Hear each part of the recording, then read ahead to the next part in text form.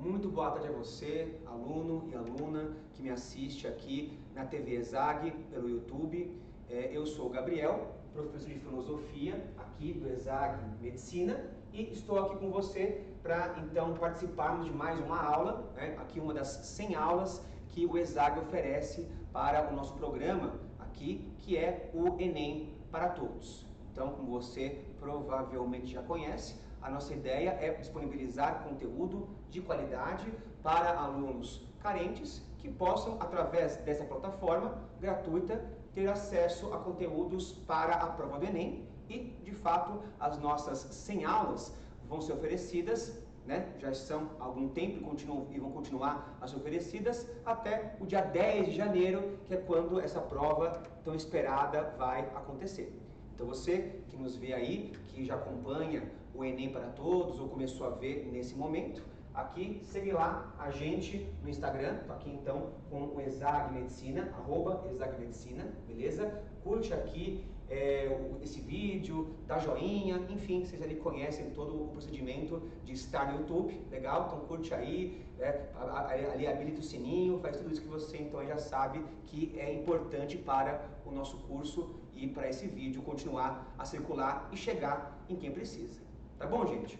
Muito bem, então, sem mais delongas, vamos ao conteúdo de hoje, conteúdo de filosofia, em que nós juntos abordaremos a chamada filosofia medieval, ok? Que, inclusive, é um tema com ali uma boa incidência no Enem, nos últimos tempos, ali uma incidência de mais ou menos 16 a 20% das questões de filosofia, então é uma incidência e tanto. Legal, gente? Então veja, quando nós falamos de filosofia medieval, é evidente que nós falamos de um contexto histórico específico, que claro, é a famosa Idade Média, que você conhece ali das aulas de história, beleza? Que é um contexto datado do ano de 476, quando então ali o Império Romano do Ocidente vem a cair, vem a ter a sua crise final, indo até o ano de 1453, 1000 anos depois, quando, no caso, será a cidade de Constantinopla, a capital da Roma Oriental, a vir a cair. Sim? Então, nesses 1000 anos de história,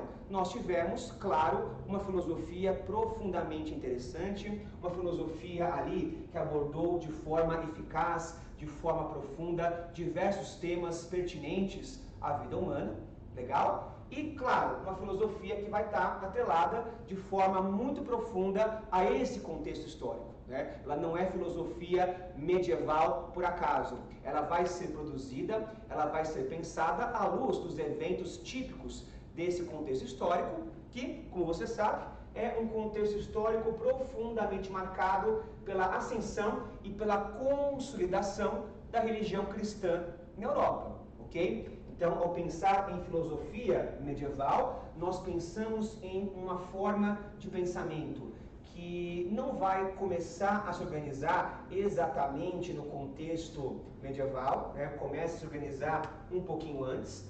Então, a gente pode dizer que essa filosofia medieval começa a se formar ali do século III e comecinho do IV, justamente o momento de ascensão do cristianismo, justamente o momento em que o Império Romano, em decadência na Europa Ocidental, abraça ali a religião cristã, buscando com isso fortalecer o seu Estado em crise, e esse abraço que, como nós sabemos, não deu muito certo para Roma. Então, de fato, aqui o Império Romano transforma a religião cristã em sua religião oficial, lá no século IV, sim, só que enquanto que o cristianismo continua a se fortalecer, dali em diante, o Império Romano no Ocidente vem a ruir e desaparecer definitivamente no século V depois de Cristo.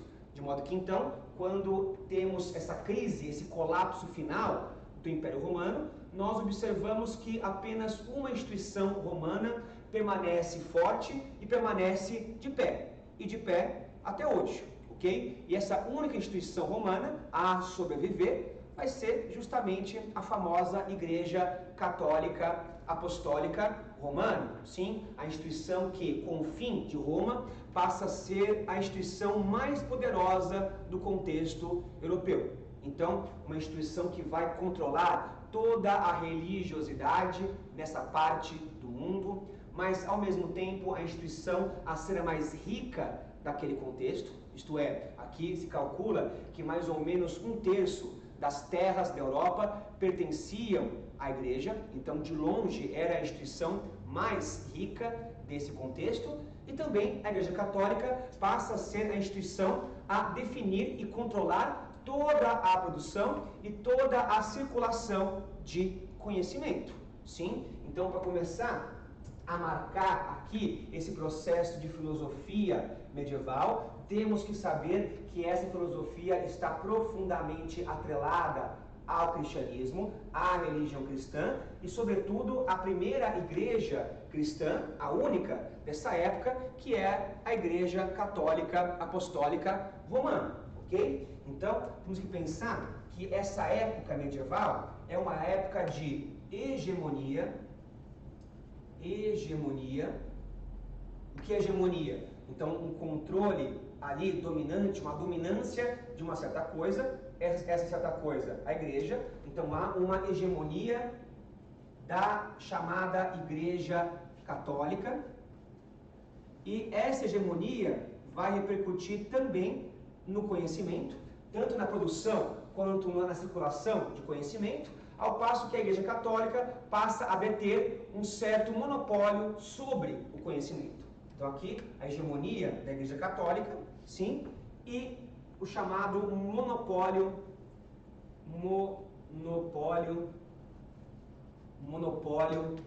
do conhecimento. Mas o que é monopólio? Monopólio é controle exclusivo. Então alguém ou alguma coisa que detém um monopólio sobre alguma coisa é alguém a ter um controle exclusivo sobre aquilo.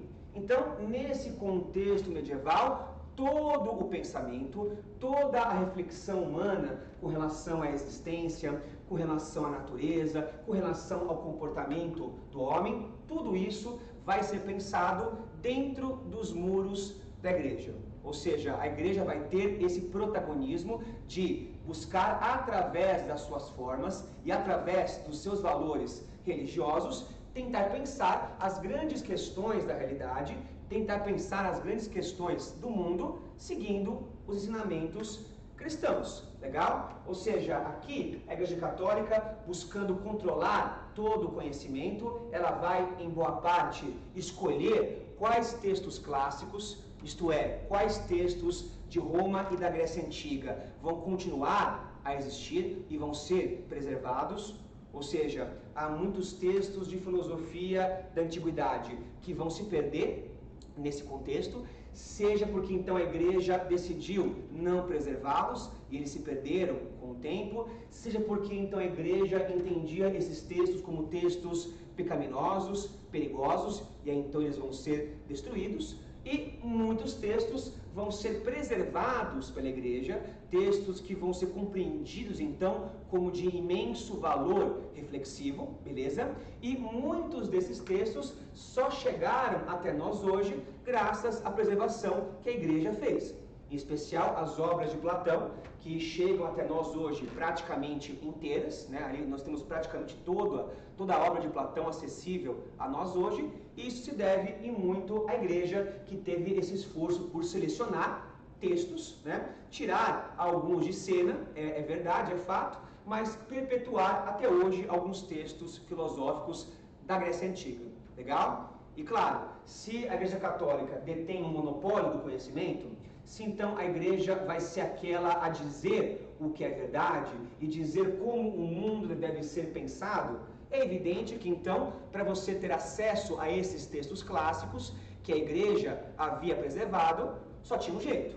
Você era obrigado a se tornar um membro da igreja, a se tornar, portanto, um clérigo, um padre, né, um diácono, enfim, você deveria ser alguém a adentrar a vida religiosa, a buscar como ofício de vida o cristianismo, beleza? E ao adentrar os espaços exclusivos da igreja, em especial acessar as bibliotecas católicas, aí sim, você podia lá encontrar filosofia, encontrar as obras de Platão, encontrar pensamentos ali de outras figuras e assim por diante. de modo que então esse texto, né, ou esses textos filosóficos só podiam ser lidos e qualquer reflexão a partir deles só podia ser feita por membros da igreja e, portanto, por clérigos. Legal? Então também é relevante colocar isso aqui na lousa. Então colocar aqui os textos clássicos,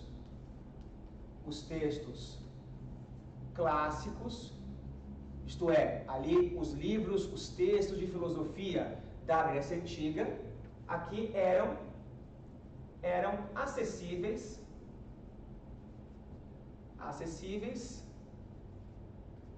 apenas aos clérigos, ou seja, apenas religiosos de ofício podiam ler Platão naquela época. As outras pessoas, que em sua maioria eram pessoas analfabetas, até isso inclui muitos dos nobres desse contexto medieval, né? As pessoas então ali, sem grande conhecimento de escrita, de leitura, ficavam alheios a esses textos. E é evidente que então, se esses textos vão ser lidos por clérigos, isto é, vão ser lidos por pessoas que escolheram, que tiveram a opção de vida de ser religiosos, é evidente que esse clérigo vai olhar para Platão, vai olhar para os textos clássicos e vai buscar encontrar verdades e elementos cristãos ali. É evidente, então, que o olhar desses religiosos para a filosofia antiga vai ser o olhar daquele que busca justamente conciliar a filosofia antiga, conciliar a argumentação, conciliar a racionalidade com os preceitos da religião cristã, ok? Então, também é relevante nós colocarmos que a filosofia, nesse contexto, ela será cristianizada, ok? Então, aqui nós temos a cristianização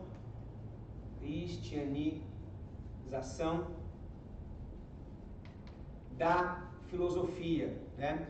E até se você já aqui lê filosofia, conhece filosofia há um tempinho, você sabe que a filosofia lá na Grécia Antiga, ela surgiu justamente se afastando, né? Ou buscando se afastar de formas explicativas religiosas. Em especial, lá na Grécia Antiga, lá para o século VI a.C., os chamados filósofos pré-socráticos, sim, eles ali começam a tentar pensar o mundo utilizando uma argumentação e uma racionalidade que buscava se afastar das explicações mitológicas.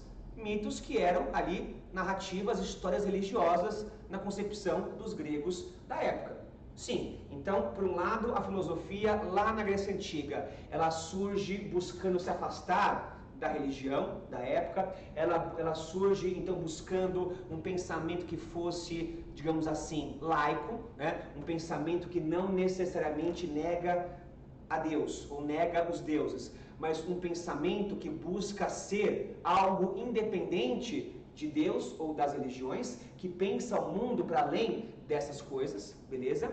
Então, se a filosofia lá atrás, ela justamente nasceu dessa cisão do pensamento com a religião, agora, aqui durante o contexto medieval, cristianismo e filosofia serão a mesma coisa.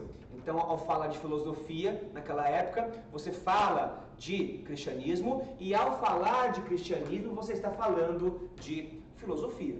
E aí vem uma questão que, creio eu, vocês já sabem a resposta, né? Até porque o cristianismo é a religião predominante em nossa sociedade, mas, veja, se você compreende, então, que a filosofia passou a ser o cristianismo, vem a grande pergunta. Afinal de contas, né? O que então seria o cristianismo, né? Então, o que define a religião cristã? Quais são ali os fundamentos mais básicos dessa visão de mundo?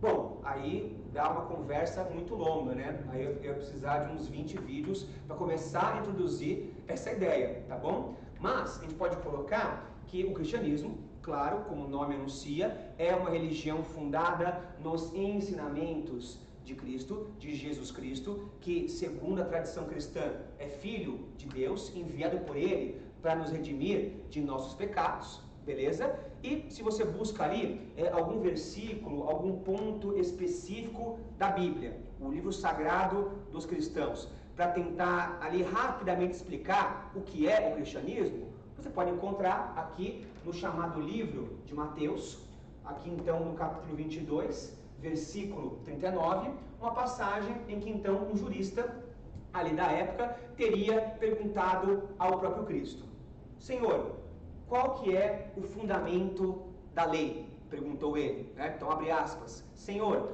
qual que é o fundamento de vossa lei? E aí então Cristo teria respondido: apenas 2 leis, apenas 2 mandamentos. O primeiro é amar o teu Deus de todo o teu coração e de todo o teu espírito. E a segunda lei é muito semelhante a essa, propõe Cristo, que está em amar ao próximo como a ti mesmo. Sim? Então ali nós temos que o amor, e sobretudo o amor ao próximo, e sobretudo você amar o próximo como se fosse você mesmo, é um pilar da religião cristã, né? É aqui o fundamento central quando você visa pensar em que tipo de lei Cristo, literalmente, nas letras da Bíblia, deixou para nós. Legal? É claro, eu sei que nem sempre a postura de grupos cristãos ou de igrejas cristãs na história foi uma postura de amor ao próximo, foi uma postura, enfim, de ali respeitar o outro, amar o outro como a ti mesmo, né? Nem sempre a Igreja Católica ou as outras igrejas cristãs foram tão amáveis assim. Mas, felizmente para nós, nessa aula de filosofia, não nos cabe comentar a história da Igreja Católica, né? Essa treta não é comigo, legal? Essa treta é lá com o pessoal de história, ok? Nos cabe aqui então pensar sobre a filosofia. Então, como esses clérigos, através dos textos platônicos, dentre outros, vão cristianizar a filosofia e passar a entender o mundo a partir dela, legal? Muito bem. Então, gente, aqui, pensando em 1000 anos de filosofia medieval, é evidente que a filosofia medieval não foi a mesma nesse contexto tão amplo. É então importante dizer que a própria Idade Média ela é dividida pelos historiadores em 2 metades, sim. Há então ali o que eles chamam de uma baixa Idade Média, beleza? Sendo ela a parte final desse contexto, e há inicialmente uma alta Idade Média. Legal? Então, a alta Idade Média, do século V ao século X, e a baixa do século X ao século XV. Beleza? Então, abordando especificamente o contexto de alta Idade Média, comecinho da filosofia medieval, beleza? E também comecinho desse período histórico, nós temos uma grande escola de filosofia medieval, que vai ser, então, a escola chamada de patrística. Então, a escola da patrística, beleza? Ou também chamada de a escola dos chamados pais da igreja. Então, aqui é a escola dos pais da igreja. E por que então pais da igreja? E quem são esses pais da igreja? Bom, são aqui vários e vários pensadores, né? Também não há aqui entre os especialistas um consenso de quais seriam, né, quais são todos esses pais. Há aqui então alguns pais da Grécia, alguns pais romanos. Então há muitos pensadores tidos como pais da igreja, ok? Caras como São Jerônimo, caras como ali Eusébio, dentre outros, beleza? Mas em suma, os chamados pais da igreja são justamente um conjunto amplo de pensadores e religiosos que ainda antes do contexto medieval, lá para o século III e IV, aqui depois de Cristo, evidentemente, esses caras começam a tentar organizar a doutrina cristã. Isto é, eles pegam em suas mãos a Bíblia, isto é, eles pegam em suas mãos as Sagradas Escrituras e tentam, através de reflexão, de debate, formar a partir desse texto um dogma, isto é, uma sistematização do pensamento cristão, ok? Então, os pais da igreja vão ter como grande contribuição aqui a organização a organização aqui dos chamados dogmas católicos. Ok? Como assim dogmas católicos, né? Então aqui, gente, naquele contexto, o que esses cristãos tinham em suas mãos era justamente a Bíblia, né? Até é bom dizer que a Bíblia ela vai ainda se transformar um pouquinho nos próximos tempos, né? Então aqui até o século III vai ter muitas modificações e traduções que mudam alguns pontos substanciais da Bíblia, beleza? Mas em todo caso, aqui esses pais da igreja vão pegar aqui esses vários e vários livros que compõem a Bíblia e vão buscar justamente sistematizar o pensamento que há naquelas páginas.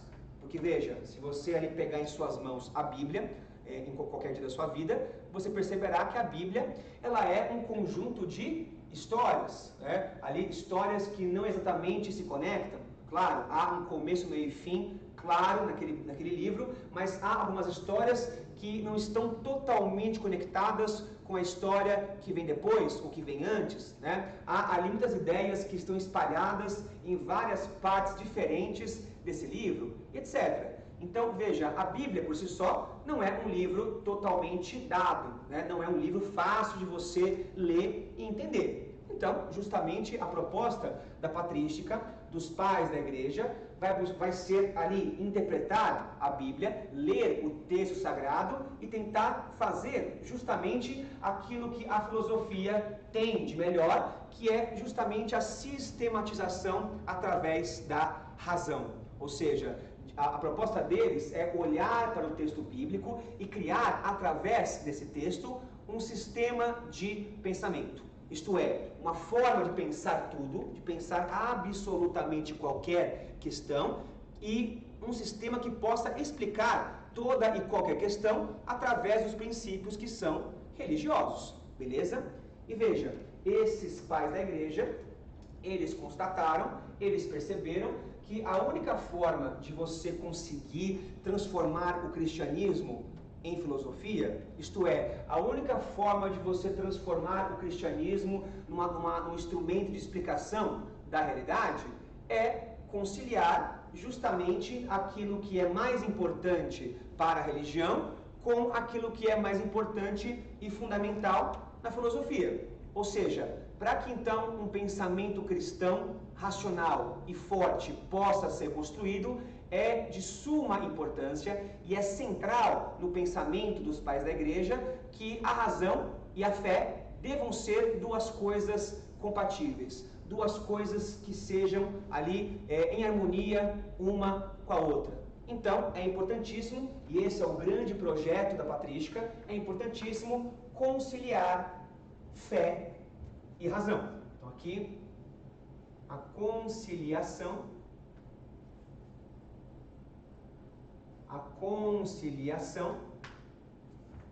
entre fé e razão. Lembrando, né, que então aqui a fé é o elemento mais importante para a religião cristã, como vocês ali devem saber, ou quem ali é religioso bem sabe, que a fé é um ponto fundamental para qualquer cristão, que a fé é aquilo que te possibilita ter acesso à palavra e acesso, então, ali a essa religião, sim. E a razão, por sua vez, é aquela faculdade humana que nos permite refletir, que nos permite discernir, que nos permite criticar, refletir, que justamente é o fundamento máximo da filosofia, beleza? Então veja, para criar uma filosofia cristã é de suma importância conciliar fé e razão. O problema é que fé e razão inicialmente parecem duas coisas totalmente inconciliáveis. E por quê? Porque justamente uma coisa é definida pelo oposto da outra, né? Como assim? Então veja, o que explica a fé, né? Qual que é o significado da palavra fé? Qual é a postura de alguém que tem fé? Veja, a fé ela se dá justamente no banimento absoluto da dúvida.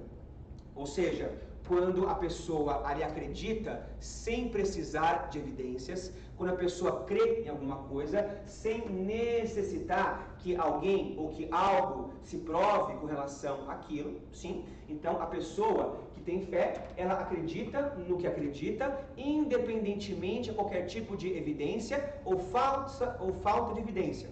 Isto é, tanto as evidências favoráveis quanto as evidências contra são totalmente ali irrelevantes, ok? O que importa é a fé pela própria fé. E claro, quando uma pessoa ela tem uma fé muito inabalável, quando a pessoa ali crê muito em alguma coisa, ela pode pensar essa coisa mais intimamente, ela pode se relacionar com essa coisa mais intimamente, ela pode viver essa coisa com profundidade.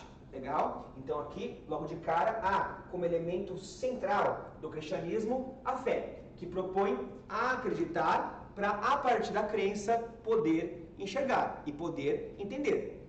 Já a razão, ela é exatamente o contrário, né? A razão propõe primeiro investigar, primeiro duvidar, primeiro criticar, para depois, a partir de muito debate, de muita reflexão, de muita construção e reconstrução do pensamento, encontrar algo que deva ser acreditado.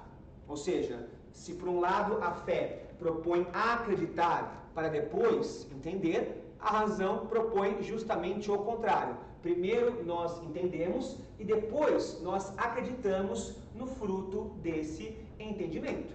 Legal? Então aí vem a grande questão. Como conciliar essas duas coisas, né? Pois bem, então aqui os membros da patrística vão dizer que, veja, a razão e a fé, elas podem ser bem conciliadas quando você percebe que a fé está acima da razão, que, portanto, a razão ela vai servir como um instrumento, como auxiliar da fé. E por quê? Porque, então, justamente, vai nos dizer aqui, os pais da igreja, que toda a verdade, e aqui, então, verdade com V maiúsculo, legal? Que toda a verdade sobre todas as coisas que existem já estão, aqui já está revelada a nós. Sim, então veja, tudo que há para se conhecer sobre absolutamente todas as coisas que existem já estão ali revelados para a humanidade nas Sagradas Escrituras, na Bíblia, ok? De modo que então a fé ela é o primeiro passo para qualquer tipo de conhecimento, porque se você não tem fé, se você não acredita em Deus, se você não segue o cristianismo, você vê a Bíblia como um livro qualquer. Você vê a Bíblia como um livro que traz uma tradição e nada além disso, ok? Então, para enxergar na Bíblia um livro do conhecimento, para entender que a Bíblia é, então, ali o canal que permite à humanidade ter acesso a todo o saber, é fundamental ter fé, certo? E ao ter fé, ao acessar com fé esse texto, você consegue, aí sim, e através da razão, ler esse texto, interpretar o texto sagrado, associar ideias que estão em diferentes livros da Bíblia e até instrumentalizar argumentos, ok? Colocar argumentos que possam justamente convencer os mais céticos das verdades da Bíblia, né? Então a ideia é essa, a razão ela vem como uma auxiliar, né? A razão vem como uma estrutura a permitir que o texto bíblico, tão complicado, tão poético, tão metafórico, possa ser interpretado por nós. Legal? Muito bem. Então, veja, para pensar a filosofia medieval, nessa parte inicial da nossa aula, nós precisamos entender que, então, dentro da perspectiva cristã, a fé e a razão andam lado a lado, tendo a fé uma preponderância em relação justamente aqui a razão, e sendo, portanto, a razão uma auxiliar da fé. A fé nos permite reconhecer a verdade revelada, a Bíblia, e a razão nos permite ler, interpretar e decodificar esse texto tão complexo. Legal? Muito bem. Então aqui nós estamos diante do comecinho da filosofia medieval, beleza? E ainda na patrística, ainda pensando aqui os pais da igreja, aquele filósofo que vai ser o grande líder da patrística, a figura central desse momento da filosofia medieval, vai ser o famoso Aurélio Agostinho de Hipona, que você conhece muito mais com o nome de Santo Agostinho. Vamos a ele. Então aqui, o principal pensador da patrística, o famoso Santo Agostinho, o Santo Agostinho, sim, que então aqui viveu de 354 até 430, claro, depois de Cristo. Legal? Bom, e aqui veja, ele é Santo Agostinho, porque então o Agostinho, ele foi beatificado e depois transformado em santo pela Igreja Católica. Como você talvez saiba, né, se você for católico, com certeza, que então para que uma pessoa vire santo, ela precisa inicialmente morrer, né, porque então ninguém vira santo vivo, legal? Então ali a pessoa inicialmente morre, e depois que ela morre, tem que existir então dois milagres comprovados pela igreja, que então esse santo, essa pessoa, esse espírito tenha feito junto, presente para alguma pessoa, legal? Então você reza para alguém que morreu, beleza? E se essa pessoa te der pelo menos 2 milagres, ela passa a ser santa. Então aqui esse foi o caso dele, que foi um filósofo lá do comecinho do último milênio, então ali lá para o século IV depois de Cristo, e hoje é então um santo católico. Legal? Muito bem. E o Agostinho, que é essa figura central da patrística, ele vai ser um filósofo profundamente influenciado pela filosofia de Platão. Então, um grande leitor e grande intérprete das obras platônicas. Vamos colocar aqui. Então, há uma influência de Platão, ok? Em boa parte, o Agostinho, ele entendia que ao pegar as obras platônicas e ao buscar cristianizar esse pensamento, lembrando, claro, que Platão nasceu muito antes de Cristo, então ele nunca foi cristão, nem chegou a conhecer o cristianismo, né? Então aqui o Agostinho entendia que ao pegar os textos do pagão, né, ali do não cristão Platão, para buscar cristianizar esses textos e cristianizar essa filosofia, ele, Agostinho, estaria, na verdade, terminando a grande obra de Platão, complementando o seu pensamento, levando ele a ficar, digamos assim, mais correto, né? Então ali até o Agostinho, ele dizia em suas aulas que Platão foi um cara que quando morreu, chegou até os portões do céu, mas Platão era tão racionalista, né, era tão cético, tão racional, que Platão não acreditou que estava diante dos portões do paraíso e decidiu ir embora. Então é uma piadinha, uma anedota, uma piadinha inteligente, né, que então ali Agostinho contava aos seus discípulos, que então Platão havia chegado aos portões do céu. Isso quer dizer que Platão era bom, né, era bom coração, mas Platão era excessivamente racional, né, o que então dificultou que Platão adentrasse os portões do paraíso.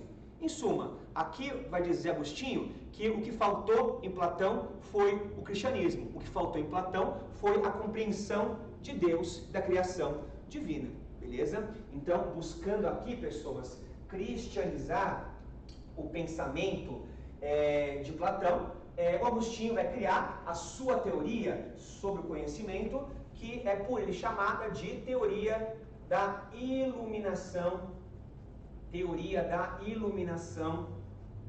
aqui divina, beleza? Muito bem. E como funciona a teoria da iluminação divina e quais são as relações que essa teoria tem com o pensamento platônico? Então, pessoas, lembremos bem rapidamente de como funcionava o pensamento de Platão com relação à realidade. Lembremos então que Platão explicava a realidade através da sua teoria das ideias. Sim, em que Platão propunha que então o mundo sensível, isto é, o mundo material, o mundo que nos cerca, é um mundo puramente ilusório. Isto é um mundo que não agrega verdade, é um mundo que não explica nada, nem a si mesmo. E, portanto, e seguindo essa ideia, Platão vai propor que todo o conhecimento e, consequentemente, toda a verdade está presente nas ideias, sendo as ideias referências perfeitas que nascem conosco, que estão no nosso interior, que estão presentes em nossa alma.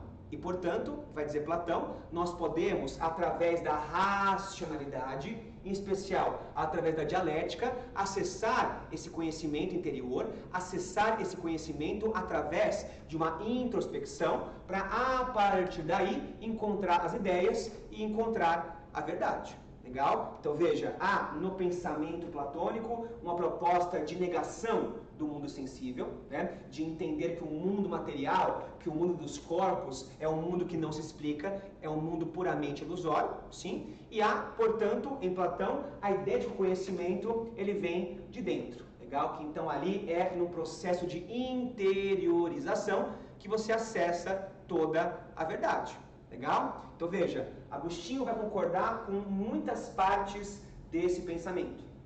Em especial, o Agostinho concorda que o mundo sensível dos corpos é o mundo, digamos assim, do erro. Até vai dizer ele que esse mundo material é o mundo do pecado, né? É o mundo das coisas mundanas, né? O mundo mundano é redundante, eu sei, mas então ali a realidade das coisas que são pecaminosas, das coisas que são então ali vazias, das coisas que devem ser evitadas pelo bom cristão, sim? Enquanto que existe também um mundo espiritual, vai aqui pensar o Agostinho, e em parte Platão dizia algo assim. Platão dizia que a realidade era dividida em dois planos, em dois mundos, sendo um deles o mundo sensível, esse mundo aqui puramente ilusório, e sendo o outro o mundo inteligível, o mundo então ali onde estão as ideias, o mundo onde está a verdade.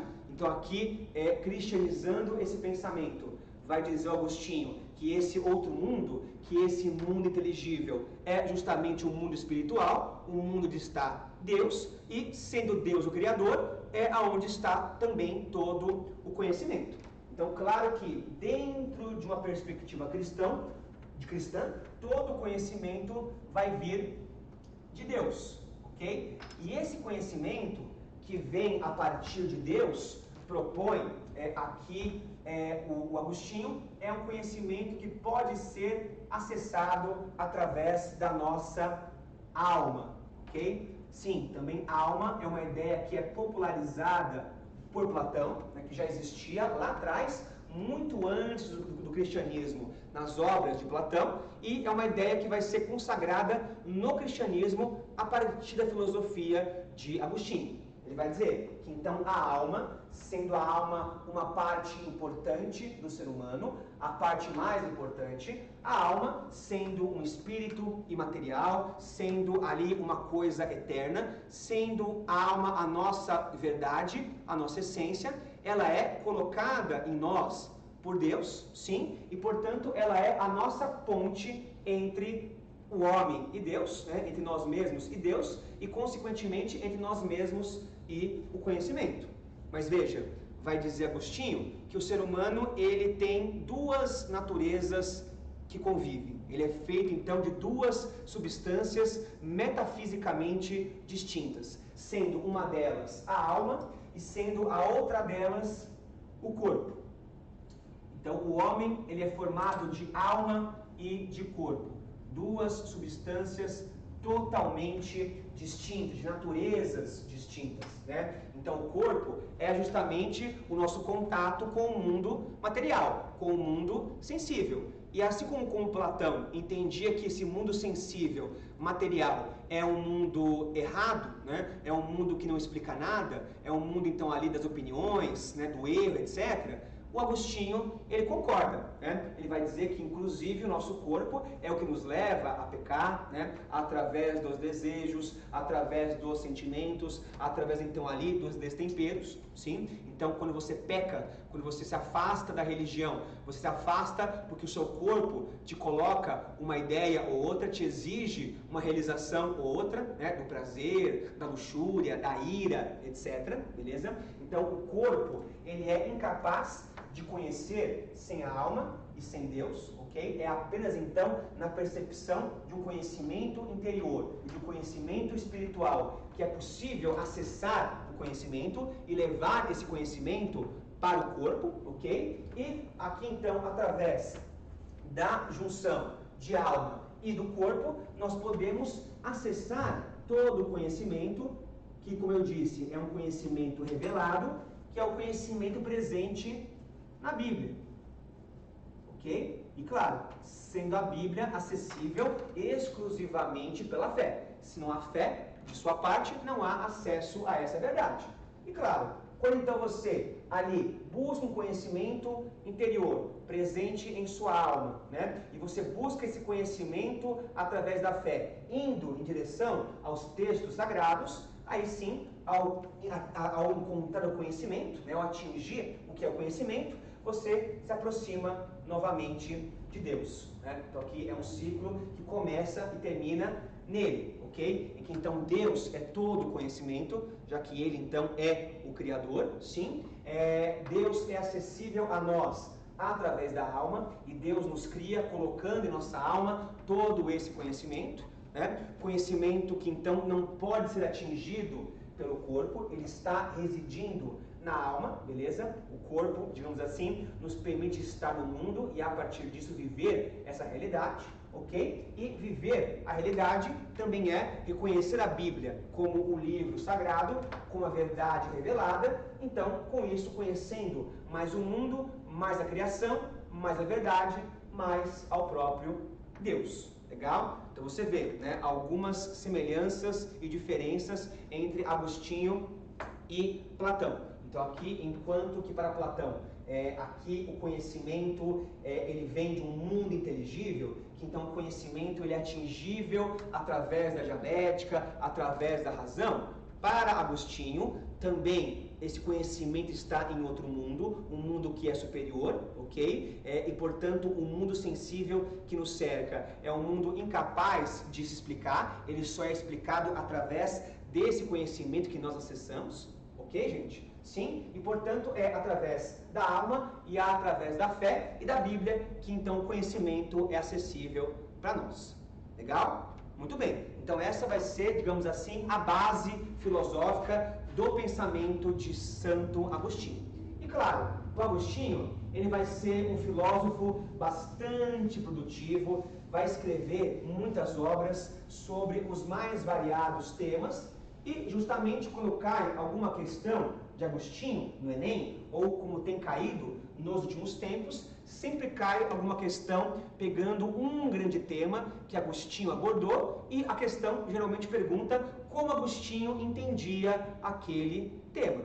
Legal? Claro que se aparecer algum tema inédito, né, das obras de Agostinho, você pode tentar pensar esse tema através da teoria dele, através então da teoria da iluminação divina, mas há alguns temas mais importantes, né, e até alguns temas mais recorrentes nas provas, que nos cabe comentar sobre eles pelo menos um pouquinho. Legal? Vamos colocar aqui os principais temas de Agostinho. Então aqui as temáticas, vamos aqui então as temáticas agostinianas.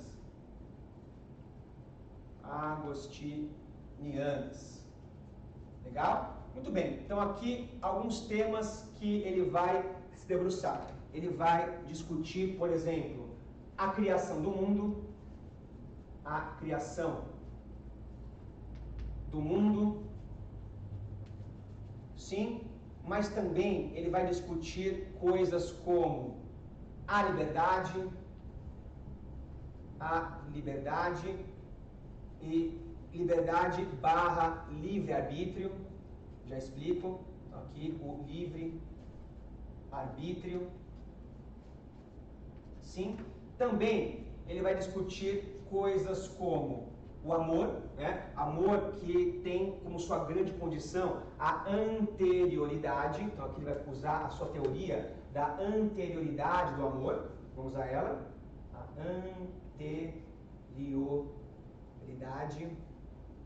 anterioridade do amor. Ok, gente? Dentre outros vários e possíveis temas, como mais um importante, o tema sobre o problema do mal. Então você encontra geralmente nas questões de vestibular sobre Agostinho, a discussão sobre esses temas que eram muito caros a ele. Então, o tema da criação do mundo, sim, o tema, então, aqui da liberdade e do livre-arbítrio, o tema do amor e também aqui o tema do mal. Legal? Pois bem, vamos lá. Então, veja, como funcionava essa filosofia cristã na sua construção. Bom, precisamos sempre de uma base bíblica, né? Então, aqui buscar algum versículo ou alguns versículos que possam ali dar base à reflexão para, a partir daí, conseguir criar teorias sobre temas como liberdade, amor e assim por diante. E lembrando sempre que Agostinho, ao abordar essas questões, seguia também uma base platônica. Legal? Então, aqui pessoas, por exemplo, quando nós pegamos aqui as teorias de Agostinho sobre a criação do mundo. Né? Você pode encontrar ali num texto bíblico chamado de Eclesiástico 18:1, né? Então ali, capítulo 18, versículo 1, sim, uma construção que propõe que o mundo teria sido feito de forma simultânea. Né? Como você bem sabe, como uma história importante ao cristianismo, a história da criação do mundo, que foi feita, segundo o texto, em 6 dias. 6, porque então no 7º dia o Senhor descansou, certo? E veja, vai propor o Agostinho que essa passagem bíblica é uma passagem mais metafórica do que literal, né? E até ao dizer isso, Agostinho abre espaço para que várias passagens bíblicas cuja literalidade é um pouco complicada, ou já foi até, digamos assim, questionada cientificamente, que então ali as passagens mais, digamos, obtusas do texto possam ser interpretadas como metáforas. Legal? Ele vai dizer que há aqui então em Eclesiásticos uma proposta de que o mundo foi criado de uma única vez, simultaneamente, por Deus, e portanto aquela ideia de uma criação lenta ou uma criação ali não tão instantânea em 6 dias seria muito mais metafórica do que literal. Inclusive ele vai dizer que a partir disso nós não podemos nos questionar sobre um antes da criação. Isto é, você buscar pensar que mas como que era o mundo antes de ser criado? Né? Como que era a realidade antes da criação? Ora, não era, vai dizer Agostinho, porque se o mundo não era criado, se não havia ainda o tempo e o espaço, criações de Deus, então, evidentemente que então não existia a ideia de antes. Né? Não existe um antes da criação, porque justamente a criação inicia o tempo e o espaço. Então aqui Agostinho traz uma leitura distinta ao que geralmente se propõe na Bíblia, de pensar a criação não em 6 dias, mas sim de forma simultânea, pegando textos da própria Bíblia, ok? E negando a possibilidade de questões de um antes do tempo, um antes da criação. Legal? Além disso também, ele vai discutir de forma profunda os temas da liberdade e do livre-arbítrio. Okay? Compreendendo aqui que livre-arbítrio é a condição humana de agir perante o mundo de acordo com a sua razão e independentemente a forças externas a essa razão. Como assim? Então há até algumas correntes cristãs e outras filosóficas não cristãs, que compreendem, que propõem que o ser humano ele é um ser totalmente determinado. Que então o ser humano ele é um ser incapaz, digamos assim, de agir para além do mundo, de agir para além do seu contexto social, de agir para além das exigências do seu corpo, porque então nós somos condicionados a escolher a partir dessas coisas. Então, quando você escolhe, dentro dessa perspectiva ali determinista, você tem uma ilusão de escolha. Na verdade, você ali escolheu o que o seu contexto escolheu para você, ok? Já Agostinho vai dizer que, na verdade, Deus nos deu o livre-arbítrio, Deus nos deu a capacidade de agir conforme nós mesmos e de fazer o que nós acreditamos, independentemente ao conteúdo das ações. Inclusive, o homem ele é livre para pecar, ele é livre para se afastar de Deus, caso ele entenda que é correto. Então aqui, veja, vai dizer Agostinho que não faz sentido você exigir dos homens que eles sejam puros, exigir dos homens que eles então ali evitem o pecado, se eles são determinados a pecar ou não, né? Não faz sentido, veja, se a pessoa não tem a condição de pecar, se ela está determinada a nunca pecar, não tem sentido exigir ali que a pessoa não peque, ok? Da mesma forma que, se nós formos pecadores por natureza, se for impossível ali não pecar, exigir o não pecado também é absurdo, ok? Então, para que o homem, que o ser humano pudesse optar livremente pela verdade, Deus nos deu o livre-arbítrio, vai dizer ele, sim, e Deus nos deu também uma mensagem que está então na Bíblia, a mensagem que está então ali em Coríntios 6:12, sim, em que Paulo de Tarso diz aos homens que para nós tudo é lícito, mas nem tudo nos convém. Está lá, tudo é lícito, mas nem tudo nos convém. Ou seja, nós somos livres para exercitar a nossa vontade, somos livres então para poder pecar, para cometer ali injúrias, até para se afastar de Deus, mas nem tudo nos convém. Inclusive a liberdade, vai dizer Agostinho, ela só é possível através do cristianismo. E por quê? Porque então o cristianismo coloca para nós os valores da alma e, portanto, os valores imateriais. Ou seja, se você não é cristão, vai dizer ele, você tende a ser excessivamente apegado ao mundo material, isto é, excessivamente apegado a coisas como prazeres, bebida, comida, sensualidades e assim por diante. E ao estar apegado demais ao mundo material, você está apegado demais ao mundo do erro, às questões mundanas. Okay? Então, somente através do cristianismo, somente através da crença nos valores imateriais cristãos, que o homem é livre, que o homem é capaz de olhar para os prazeres, olhar para os desejos e saber o que convém ou não para ele. Legal? Então, aqui o tema da liberdade em Agostinho.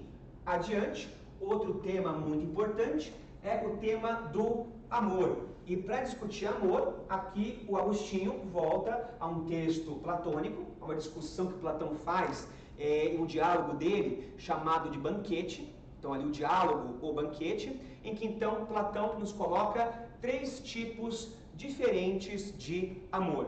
Que então Platão vai batizar esses amores de eros, filia e ágape. Legal? Sendo o eros, o amor erótico, o amor ligado ao desejo.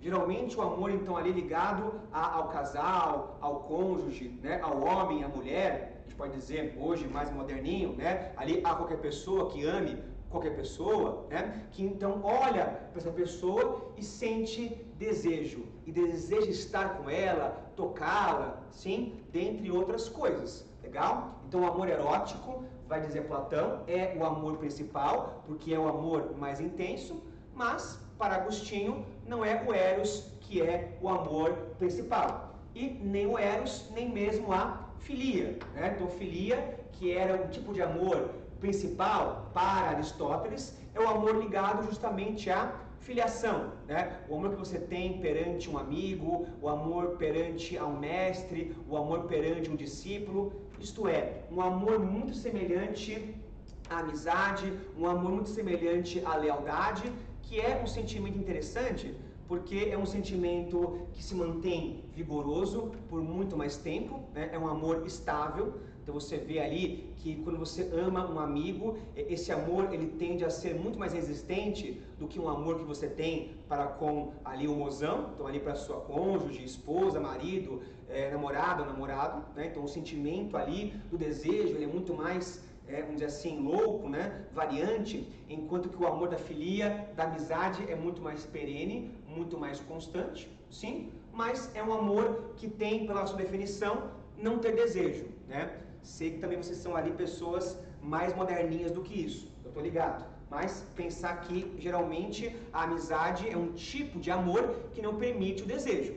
Quando você, então, ele passa a desejar o seu amigo, é porque o sentimento começou a deixar de ser amizade para ser outra coisa. Legal? Então, veja, aqui nós temos o amor do eros, do desejo, o amor da filia, da lealdade, amizade, e aí sim, aquele amor que vai ser o amor mais próximo de Deus, vai dizer o Agostinho, aquele amor que então é o principal amor, o amor do cristão, que é o ágape, beleza? E o que é o ágape? O ágape é o amor anterior. O ágape é aquele amor que você detém por alguém, que é um amor que não precisa de motivos para acontecer. Então ali é aquele amor de quem ama de forma desinteressada, que ama pelo próprio amor, pelo próprio bem que o amor provoca em quem ama.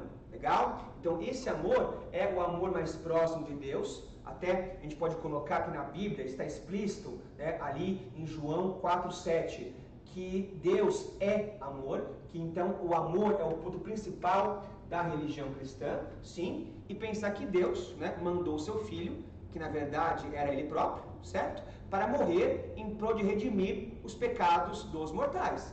Então veja, Deus, que é um ser perfeito, Ele nos ama, veja, por amar, porque não tem como, né, um ser perfeito amar a nós, que somos seres totalmente imperfeitos, falhos, finitos, etc. Então Deus nos ama sem nenhum motivo que explique esse amor.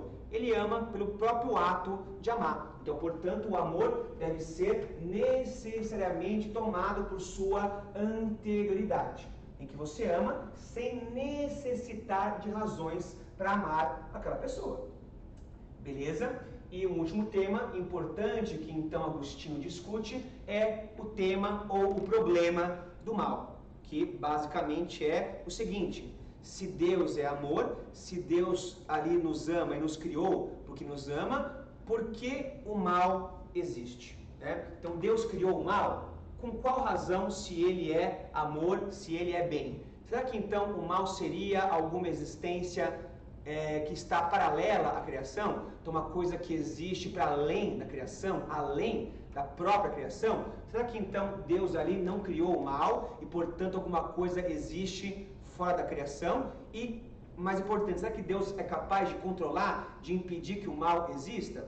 Em suma, essas várias questões sobre o porquê o mal existe e qual é a função do mal na criação estão ligadas aqui à reflexão sobre o problema do mal, ok? E veja, aqui seguramente há a teoria cristã mais importante de Agostinho, que é a teoria do pecado original. Sim, um pensamento que é dele. Então vai nos dizer aqui Agostinho que nós somos criaturas que sofremos, que nós estamos num mundo cheio de morte e miséria em razão do pecado de Adão e Eva. Então, quando Adão e Eva comeram aquela maçã do mal, sim, eles então criaram consciência do bem e do mal e a partir daí foram expulsos do paraíso.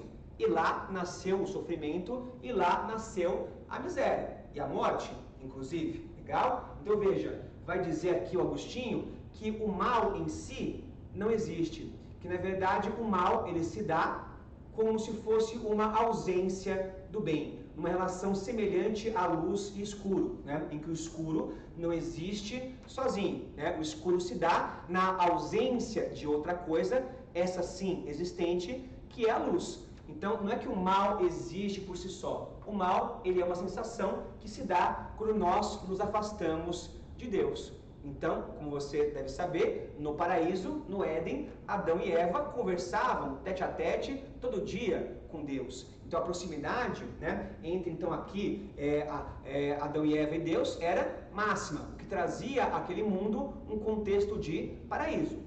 Foi então o pecado original, né, que tirou Adão e Eva do paraíso, que levou o ser humano a sofrer, a morrer, etc. E portanto o mal se dá quando nós nos afastamos de Deus. Sim, quanto mais próximo a Deus, melhor a sua vida passa a ser. Quanto mais distante, melhor ela passa a se desenrolar. Legal? Muito bem. Então aqui 4 grandes temas da filosofia da patrística, da filosofia agostiniana, os temas do mundo, da liberdade, do amor e do mal. Beleza? Muito bem. Mas agora, dando um salto histórico, beleza? Abandonando aqui a chamada Alta Idade Média e indo para a Baixa Idade Média, lá para o século X em diante, nós teremos um outro importante pensador cristão, sim, e uma outra importante escola filosófica. Vamos então a ele, vamos então a ela. Legal? Então esse grande pensador vai ser então mais um santo, ok? Chamado de São Tomás, o famoso São Tomás de Aquino, o São Tomás de Aquino. No caso, Aquino, o local em que ele morava, no que hoje ali é a Espanha, beleza? E o São Tomás de Aquino nasce em 1225, no século XIII, e vem a falecer em 1274. Ok, gente? Muito bem. Então, o São Tomás de Aquino vai estar vivendo na chamada Baixa Idade Média, ok? E uma época, portanto, em que as formas medievais, incluindo a economia feudal, dentre outras coisas, começam a entrar em decadência. Sim, então essa fase de Baixa Idade Média é uma época de crise, e uma crise que atinge também a própria Igreja Católica. Claro, porque se você é uma instituição que propõe que você tem todo o conhecimento, né, como dizia a igreja, então veja, todo o conhecimento vem de Deus, e nós, igreja, somos a intermediária entre Deus e os mortais. Se você diz que todo o conhecimento está acessível através de você, você não pode errar. Sim, se você então comete apenas um erro, você prova que você é incapaz de explicar toda a realidade. E justamente aqui, nesse contexto de Baixa Idade Média, se inicia uma crise intelectual da igreja, ok? Em que então ali, através de violências, de guerras, de doenças que até então ninguém conseguia resolver, com a peste negra, beleza? Aqui então é um processo em que a Igreja Católica começa a se mostrar incapaz de responder a todas as perguntas e vê então o seu monopólio intelectual começar lentamente a ruir. E numa reação a essa crise, buscando salvar então ali o status intelectual da igreja, vai surgir uma escola, mais uma escola medieval, que vai ser liderada pelo Tomás de Aquino, que é a escola chamada de escolástica. Então há aqui o surgimento da escolástica,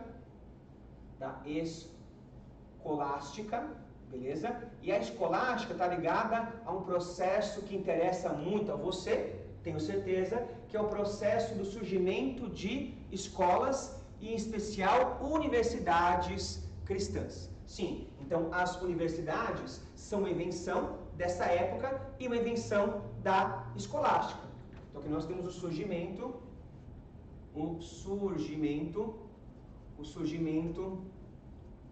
das universidades.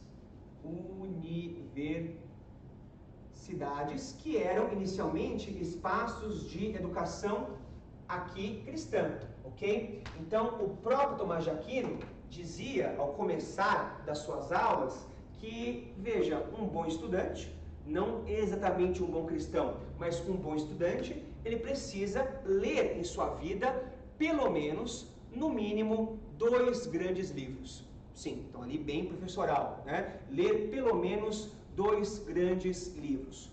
Quais? Um deles é, vai dizer Tomás de Aquino, a Palavra de Deus. E claro, a Palavra de Deus é justamente o texto bíblico. Então, todo mundo que quer conhecer o mundo precisa necessariamente conhecer o texto sagrado. Então, um livro a se ler é esse, a Palavra de Deus. Mas, o outro livro, que então aqui Tomás de Aquino propõe, que nós precisamos ler, é justamente a obra de Deus. E a obra de Deus é a própria criação, é o próprio mundo natural. Então, veja que interessante. Vai dizer aqui, Tomás de Aquino, nas entrelinhas, que a Bíblia é fundamental, que entender o texto sagrado é imprescindível, mas que somente a Bíblia não é capaz de explicar o mundo para nós, que o mundo se explica por si próprio. Então, o mundo se explica através da leitura da natureza, através de mecanismos que não são exatamente bíblicos. E, para além disso, veja, quando aqui o Tomás de Aquino diz que nós precisamos ler a criação e, portanto, ler o mundo, ele propõe que o mundo material, aquele mundo material que era negado por Agostinho, é sim um espaço do conhecimento. É sim um local onde o conhecimento pode florescer para nós. E veja, havia já desde a antiguidade Um filósofo que propunha que o mundo se explica sim, que propunha que o mundo material que nós tocamos é sim fonte de conhecimento.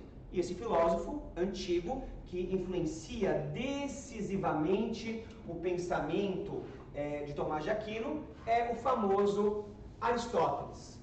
Sim, então aqui, através, inclusive, das cruzadas, através da invasão que os muçulmanos fazem na Europa, os textos aristotélicos, até então perdidos, chegam na Europa. Sim, então os muçulmanos ali dominam a Grécia Antiga, entram em contato com os textos de Aristóteles, acham super incrível, né? Invadem a Europa e, pela invasão, esses textos chegam até a Europa Ocidental e chegam também até São Tomás de Aquino. Então, colocar aqui que há uma influência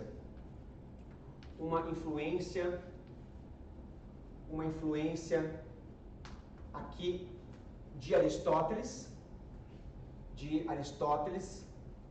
no pensamento de Tomás de Aquino, ok? E, sobretudo, essa influência aristotélica que propõe que o mundo tem que ser lido por si próprio, está, inclusive, na própria teoria pedagógica de Tomás de Aquino. Então, Tomás de Aquino propõe que o conhecimento, que o ensino é possível através do que diz aqui o Aristóteles. Em especial, aqui, Tomás de Aquino vai desenvolver a sua ideia, a sua teoria sobre o chamado intelecto. O intelecto sendo, claro, o potencial humano de conhecer. Ele vai dizer que o intelecto tem duas principais faces. Há o intelecto passivo, e há, por sua vez, o intelecto ativo. Ok? Qual a diferença? Então, o intelecto ativo é o intelecto de quem descobre, de quem, através de si próprio, da sua leitura da Bíblia e da criação, consegue encontrar algum conhecimento. Então, aqui, o intelecto ativo é o intelecto ligado a quem descobre, a descoberta. A descoberta.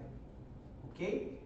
Enquanto que aqui o intelecto passivo é o intelecto de quem não está propriamente descobrindo, de quem não está propriamente investigando o mundo, mas alguém que pode aprender sobre o que foi descoberto, aprender sobre o que foi ali encontrado, justamente em uma aula, através de uma transmissão como essa aqui. Não essa digital, porque, Tomás de Aquino nunca conheceu a internet, claro, legal, mas pensar que nós podemos sim ensinar as pessoas através do nosso próprio conhecimento, do nosso próprio intelecto, que é ativo, sim? Então aqui o intelecto que é passivo é de quem justamente aprende, do aprendizado. Ou seja, diferentemente aqui de Platão e, consequentemente, diferentemente de Agostinho, que entendia que o conhecimento era interno, que entendia que o conhecimento só podia ser acessível numa interiorização, o Tomás de Aquino compreende que o conhecimento é sim transmissível. O conhecimento pode sim ser transmitido por quem descobriu, por quem aprendeu sozinho, para quem aprende a partir dele. Pode parecer uma ideia banal hoje em dia, e de fato é hoje em dia, mas foi então o Tomás de Aquino que instituiu que um ambiente como o nosso, um ambiente como é a escola, é possível. E é possível através da transmissão de conhecimento, em que o professor chega na sala, começa então ali a verbalizar, a transmitir o que ele aprendeu, ou o que ele aprendeu também enquanto aluno, também ali pelo intelecto ativo de outros, e a pessoa que está vendo essa aula pode, através do intelecto passivo, aprender, isto é, absorver aquele conhecimento. Então, a escola é possível, porque justamente então o conhecimento não é totalmente interior. O conhecimento é sim exterior. Ele pode ser transmitido numa aula como a nossa, vai dizer Tomás de Aquino. Legal? Então, o Tomás de Aquino organiza toda a educação católica, que até hoje rende algumas instituições para nós, sim, também aqui o Tomás de Aquino vai ser o cara a instituir uma educação que não era apenas filosófica e moral, digamos assim. Então ali o Tomás de Aquino buscando até atrair as classes altas para a sua escolástica e buscando tornar essa educação uma educação mais ligada ao mundo, ele também institui as chamadas artes liberais, do trivium e do quadrivium, ok? Então ali uma educação que, para além de pensar a moral, também pensa o mundo prático, a criação, né? A obra de Deus, beleza? E, em especial, na sua grande obra chamada de Suma Teológica, aqui Tomás de Aquino vai deixar para nós uma teoria bem interessante, que é uma teoria que visa provar em 5 vias, né? Provar através de 5 argumentos a existência de Deus, o que também evidencia que o Tomás de Aquino não se contentava apenas com a fé, né? Claro que ele tinha fé, claro que ele valorizava a fé como um ponto fundamental do seu pensamento, né? Até inclusive o Tomás de Aquino não se entendia como filósofo, ele se entendia sobretudo como um teólogo, isto é, um estudante do que é Deus, sim, e ele vai desenvolver uma argumentação racional e não bíblica e não baseada na fé, uma argumentação racional utilizando vários ali elementos e conceitos da filosofia de Aristóteles para provar em 5 vezes que Deus existe. Então, para acabar essa aula, só colocar aqui para nós uma teoria das mais importantes de Tomás de Aquino, que são então as 5 provas sobre a existência de Deus. Vamos a elas. Então aqui as 5 vias ou as 5 provas, da existência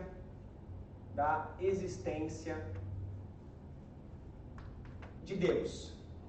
Ok? Então aqui argumentos racionais baseados na filosofia de Aristóteles, que existiu muito antes de Cristo, que então busca provar a existência do ser supremo, ok? 5 provas. Então, uma prova ligada ao que ele vai chamar, aliás, o que chamou Aristóteles de primeiro motor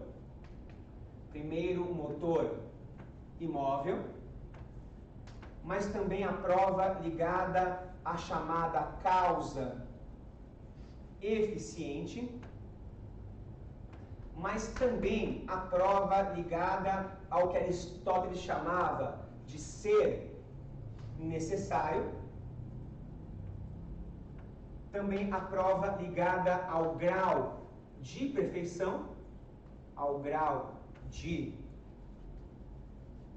perfeição, e também a prova ligada à ordem do mundo ou ligada à finalidade do mundo, ok? Por partes, vamos lá. Então, gente, o que era para Aristóteles o primeiro motor imóvel? Então, Aristóteles compreendia que o mundo ele se organiza através de uma rede de causalidade, em que tudo que existe por uma causa, isto é, tudo é como é porque existe um outro ser, ou existiu um outro ser que agiu sobre esse, dando a ele movimento e dando a ele as suas formas típicas. Então, tudo que existe tem uma causa anterior, que por sua vez tem uma causa anterior, e assim sucessivamente. E por conta disso, é lógico pensar que existiu ou que existe um chamado primeiro motor imóvel, vai dizer Aristóteles. Ou seja, é fundamental pensar que existiu uma causa primeira, isto é, alguma coisa que causou todas as outras coisas e também foi a causa de si mesma. Então veja, se pela lógica é fundamental que exista um primeiro motor imóvel, isto é, uma coisa que causou todas as outras coisas, mas também foi a causa de si mesma, porque senão não seria a primeira, essa causa inicial, que é necessária para que o mundo exista, vai dizer ele, só pode ser Deus, né? Ao falar que existe uma coisa que causou a si mesma e as outras, e que essa coisa é necessária, pela lógica, essa coisa, né, essa explicação é um outro nome para Deus. Então, a necessidade de um primeiro motor imóvel prova a existência de Deus, e essa então só uma prova. Tem outra, que é a prova ligada à chamada causa eficiente. E o que é a causa eficiente? Veja, dizia Aristóteles que os seres que existem sempre têm 4 causalidades diferentes que possibilitam esse ser. A causa material, isto é, do que o ser é feito, o que compõe o seu corpo. Também há a causa formal, isto é, a forma que o ser apresenta. E há a causa final, explicaremos daqui a pouco, e a causa eficiente. E a causa eficiente, ela fala de algum ser externo a esse aqui, que precisa necessariamente agir sobre ele para que ele possa adotar as suas formas existenciais. Veja, o Aristóteles dá como exemplo a semente. Então, a semente de uma planta, ela tem em si o potencial para vir a ser uma planta adulta, beleza? Mas a semente só pode virar uma planta adulta se alguém ou algo plantar essa semente. Ou seja, se o homem ou a natureza, nos seus movimentos, não plantar a sementinha numa terra ali fértil, ali irrigada, etc., a sementinha nunca vai dar vazão ao seu potencial, ela nunca vai ser uma planta adulta.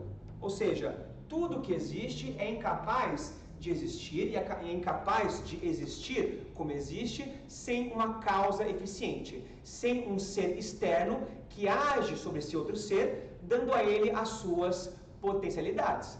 Então, se é necessário um ser que permita que os outros existam e continuem a existir, esse ser só pode ser Deus. Então, aqui a necessidade de uma causa eficiente prova que Deus existe. E essa então a prova 2. Prova 3, a prova do ser necessário em relação aos seres contingentes. Então, vai dizer aqui o Tomás de Aquino que você olha para o mundo e você vê no mundo vários seres que são seres contingentes. Isto é, que são seres finitos, seres que nascem em determinado momento e deixam de existir em outro momento. Ou seja, tudo que você vê ali nasceu e vai morrer em algum momento, mas as coisas continuam sempre a nascer e sempre a morrer, o que prova que é fundamental uma certa existência necessária. Isto é, uma existência que sempre está aqui, do começo até o fim, ou do começo para sempre, e essa coisa, ela continua sempre a existir, ela não nasce e nem morre, ela está sempre aí, porque essa coisa permite que as outras possam continuar a nascer e a morrer sem desaparecer totalmente. Ou seja, a existência de coisas contingentes, finitas, exige a existência de algo necessário, de uma existência infinita. Então, se há uma existência infinita que permite as outras existências, essa coisa só pode ser Deus. Então, Deus existe dada a necessidade de um ser infinito, ok? Para permitir as existências contingentes. Então, essa é a prova 3 de que Deus existe. Prova 4, a prova do grau de perfeição. Então, veja, é curioso que quando eu digo perfeição para vocês, quando alguém fala para vocês a palavra perfeição, você entende rapidamente. Você rapidamente entende o que é o perfeito. Legal? Mas você nunca viu nada perfeito. Então você entende rapidamente o conceito de perfeição sem nunca ter visto a perfeição. Inclusive, e a partir dessa ideia, você pode olhar para as coisas que existem e graduar essas coisas. Ou seja, eu sei que tal coisa é melhor do que outra. Eu sei que tal coisa é mais bonita do que outra. Eu sei que tal coisa é mais útil do que outra. Veja, você consegue sempre entender que uma certa coisa é mais ou menos útil do que outra, é mais ou menos bonita do que outra, é mais ou menos certa do que outra, Por quê? Porque há em você, desde sempre, uma ideia de uma beleza perfeita, a ideia de um bem que é perfeito, há uma coisa que é então totalmente certa, uma coisa que é totalmente útil. Ou seja, se há em você a ideia de perfeição e a ideia de que uma coisa ela pode ser perfeitamente bela, perfeitamente justa e perfeitamente verdadeira, é porque então o perfeito está em você. E a ideia de perfeito é uma ideia então existente, é uma coisa que existe por si só, e se existe alguma coisa que é perfeita, ela só pode ser Deus. Então, a existência do perfeito evidencia a existência do ser que é perfeito, que é Deus. Então, mais uma prova que Deus existe, a prova do grau de perfeição. Prova 4. E a prova 5, e a última prova, é a prova ligada à finalidade ou à ordem do mundo, em que então Aristóteles dizia que tudo que existe, existe por uma causa e, portanto, tudo que existe, existe tendo um propósito. Tudo está no mundo perseguindo um propósito, perseguindo algo que dá sentido e razão à sua existência. Então, veja, é fácil você entender uma pessoa racional que persegue um propósito. Então, eu sinto que o meu propósito é ser médico ou ser médica, então eu vou estudar e perseguir esse objetivo, essa razão de existir. Legal? Então é fácil entender como uma pessoa racional, consciente, persegue um propósito. Mas você vê que tudo que existe, existe por um propósito. Plantinhas, bichinhos, pedrinhas, os astros, os elementos químicos. Então veja, como que coisas inanimadas, coisas que não têm razão nem consciência de si, podem estar no mundo perseguindo uma certa finalidade? Ora, porque então há um ser que coloca nos bichinhos e coloca nas plantinhas, que põe em todos os seres a sua razão de existir e, portanto, a sua finalidade a ser perseguida. Então veja, se é necessário um ser que coloque em cada coisa a sua razão de existir, a sua finalidade, essa coisa necessária que põe nos seres o seu propósito só pode ser Deus. Então a necessidade de um ser que dá razão e propósito aos seres, então evidencia a existência de Deus. E essa então a prova 5. Legal? Então, em 5 vias, sem juros, em 5 provas racionais, argumentativas, baseadas na filosofia de Aristóteles, então Tomás de Aquino evidencia a existência de Deus. E claro que então aqui, gente, no momento em que o Tomás de Aquino escreve uma obra buscando defender que Deus existe, isso então nos faz perceber que ele estava num contexto de desprestígio crescente da filosofia cristã, que então cada vez mais e mais e mais a Igreja Católica perdia o seu monopólio com relação ao cristianismo, com relação ao conhecimento, né? Perdia o monopólio com relação à explicação das coisas do mundo e gradativamente, lá então dos séculos 13, 14 em diante, haverá ali um alastramento, um progressivo ali crescimento dessa crise intelectual, ou seja, cada vez mais fica evidente que a Igreja Católica é incapaz de explicar totalmente a realidade, que portanto a natureza, dentre outras coisas, não são totalmente explicáveis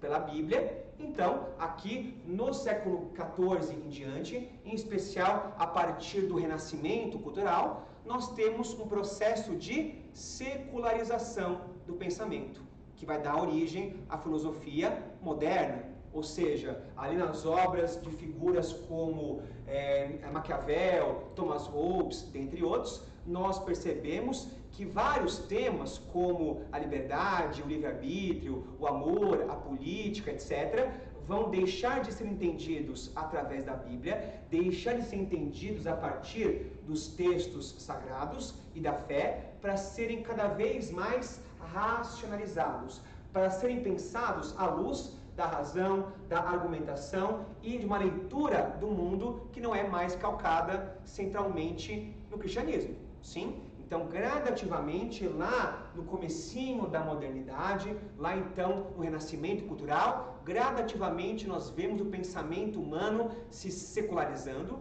isto é, se afastando ali da religião, sem negá-la. Não é evidente que até hoje somos em maioria pessoas religiosas, somos em maioria pessoas cristãs, aqui no Brasil, em especial, ok? Mas cada vez mais e mais e mais, nós então deixamos de explicar o mundo através de Deus e através da religião e explicamos o mundo através da razão e da ciência.